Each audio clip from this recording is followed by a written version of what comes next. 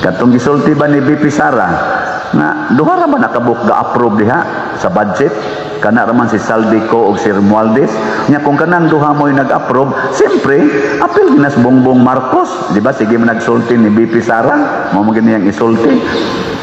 Nakaron ni resulta. Nana. Umbuton sa asa ni Padong. Katag na ron social media. In just few hours, millions na ang nag-view.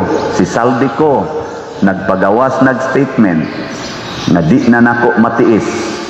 Isulti na nako ang kamatuoran na ako giutusan lang ni Bongbong Marcos. Og akong gi-confirm sa akong speaker nga si Romualdez, niingon sad kung ano ang gusto ng hari matupad. Ano sa tiyang term gigamit? Kung ano ang gusto ng hari hindi mababalik.